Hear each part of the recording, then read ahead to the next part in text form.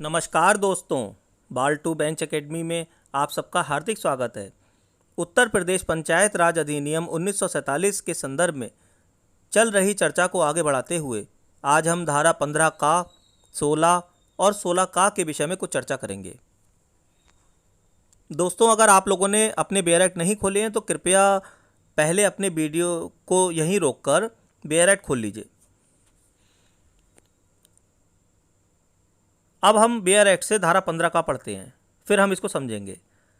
धारा 15A योजना का तैयार किए जाने यानी कि प्रिपरेशन ऑफ प्लान से संबंधित है। कौन सी योजना? योजना से मतलब है विकास योजना, डेवलपमेंट प्लान। इसे पढ़ लेते हैं हम बेयर एक्ट से। इसमें कह रहे हैं कि ग्राम पंचायत प्रतिवर्ष पंचायत क्षेत्र के लिए एक विकास योजना तैयार करेगी।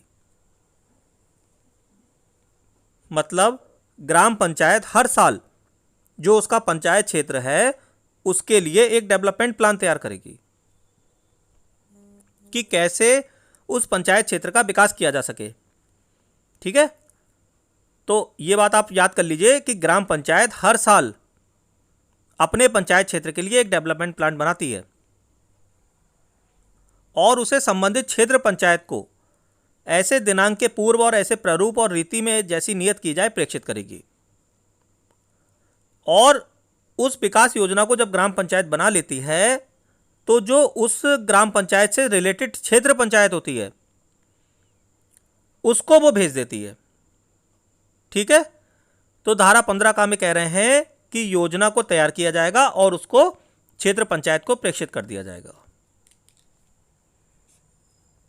आगे आते हैं धारा 16 पर। धारा 16 में कह रहे हैं कि कृत्य जो कि किसी ग्राम पंचायत को समनुदेशित किए जा सकते हैं। Functions that may be assigned to gram panchayat.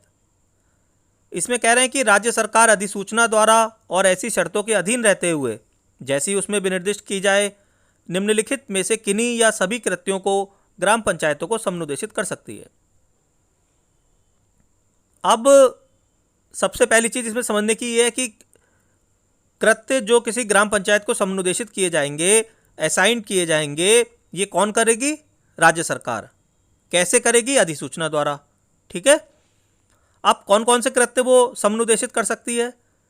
Panchayat क्षेत्र में स्थित किसी वन की व्यवस्था और अनुरक्षण, management and maintenance of a forest situated in the panchayat area. यानी कि उस पंचायत क्षेत्र में अगर कोई वन है तो उस वन की व्यवस्था और उसका अनुरक्षण करना। दूसरा, पंचायत क्षेत्र के भीतर स्थित सरकार की बंजर भूमि, चरागाह भूमि या खाली पड़ी भूमि की व्यवस्था। यानी कि उस पंचायत क्षेत्र के भीतर अगर सरकार की कोई बंजर भूमि है या कोई चरागाह भूमि है या कोई खाली पड़ी हुई भूमि है तो उसकी व्यवस्था। आगे है किसी कर या भू राजस्व का संग्रह और संबंधित अभिलेखों का अनुरक्षण। अब आप ये बताइए, ये धारा आपको समझ में आ गई? अगर नहीं आई है तो मैं कोशिश करता हूं कि थोड़ा और सिंपल वर्ड्स में आपको समझा सकूं। देखिए, धारा 16 में कुछ फंक्शंस ऐसे हैं जो कि राज्य सरकार किसी ग्राम पंचायत को असाइन करती है। राज्य सरकार ये कहती है कि आप ये फंक्शंस कीजिए। अब वो फंक्शंस कौन कौन से होते हैं? अगर पंचायत क्षेत्र में कोई वन है तो उस वन की व्यवस्था के लिए राज्य सरकार कहती है कि आप इसकी व्यवस्था कीजिए, इसका अनुरक्षण कीजिए। अनुरक्षण मतलब मेंटेनेंस, इसकी मेंटेनेंस कीजिए। फिर राज्य सरकार ये कहती है कि पंचायत क्षेत्र के भीतर अगर हमारी कोई बंजर भूमि है, कोई चरागाह भूमि है, कोई खाली पड़ी भूमि है तो उसकी व्यवस्था आप कीजिए। ऐसे ही राज्य सरकार ग्राम पंचायत से कहती है कि अगर मान लीजिए कोई कर है या कोई लैंड रेवेन्यू है तो उसका कलेक्शन करना और उससे रिलेटेड जो अभिलेख हैं, रिकॉर्ड्स हैं, उनको मेंटेनेंस करना। ठीक है, तो ये फंक्शंस जो है राज्य सरकार ग्राम पंचायत को असाइन कर सकती है। आगे पढ़ते हैं धारा 16 का। इसमें कह रहे हैं कि अधिकारिता के बाहर के संगठनों आदि को अंशदान देने की शक्ति, power to make contributions for organisations etcetera outside jurisdiction. पहले बेयर एक्ट से इसे पढ़ लेते हैं। ग्राम पंचायत की अधिकारिता के बाहर के ऐसे संगठनों, संस्थाओं और एवं कृत्यों के लिए अंशदान के रूप में ऐसी धनराशियां दे सकती है जैसा कि राज्य सरकार सामान्य या विशेष आदेश द्वारा अनुमति दे। अब इसमें आपको गौर करने की जरूरत है कि यहां पर जो बात की जा रही है वो ग्राम पंचायत की अधिकारिता के बाहर के संगठनों और संस्थाओं की जा रही है। ठीक है, मतलब organisations, institutions outside the jurisdiction of the gram panchayat. तो ग्राम पंचायत की अधिकारिता के बाहर के अगर संगठन और संस्था हैं तो ग्राम पंचायत कैसे उन्हें अंशदान के रूप में धनराशि दे सकती है? नहीं दे सकती। इसीलिए यह धारा में प्रावधान रख दिया गया है कि ग्राम पंचायत अपनी अधिकारिता के बाहर के संगठनों, संस्थाओं एवं कृत्यों को भी अंशदान के रूप में राशि दे सकती है अगर राज्य सरकार सामान्य या विशेष आदेश द्वारा अनुमति दे दे।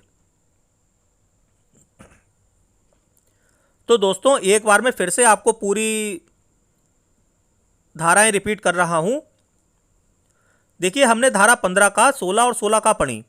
धारा 15 का में डेवलपमेंट प्लान को तैयार किए जाने और उसे संबंधित क्षेत्र पंचायत को प्रेषित किए जाने का प्रावधान किया गया है कि ग्राम पंचायत एक डेवलपमेंट प्लान तैयार करेगी और जो उससे रिलेटेड उसकी क्षेत्र पंचायत है उसको वो प्रेषित कर देगी। आगे आते हैं धारा 16 पर। धारा 16 में कुछ ऐसे फंक्शंस जो कि ग्राम पंचायत को असाइन किए जा सकते हैं उनका वर्णन किया गया है कि राज्य सरकार अधिसूचना द्वारा कुछ फंक्शंस को ग्राम पंचायत को असाइन कर सकती है। अब वो फंक्शंस कौन कौन से हैं? वो इसमें 3 फंक्शंस बताए गए हैं।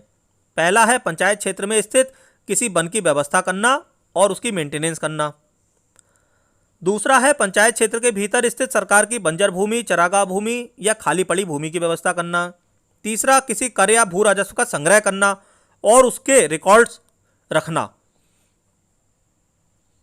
ऐसे ही धारा 16 का में अधिकारिता के बाहर के संगठनों को अंशदान देने की शक्ति का वर्णन किया गया है कि अगर ग्राम पंचायत की अधिकारिता के बाहर के कोई संगठन हैं, संस्थाएं हैं, तो उनको भी ग्राम पंचायत अंशदान के रूप में ऐसी धनराशियां दे सकती है यदि राज्य सरकार सामान्य या विशेष आदेश द्वारा अनुमति दे।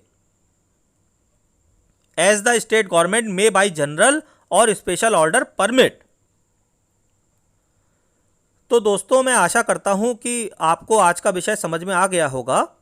अगर आपको मेरा वीडियो अच्छा लगा हो तो कृपया मेरे वीडियो को लाइक करें और मेरे चैनल को सब्सक्राइब करें। मैं ईश्वर से आप सबकी सफलता की प्रार्थना करता हूं। धन्यवाद।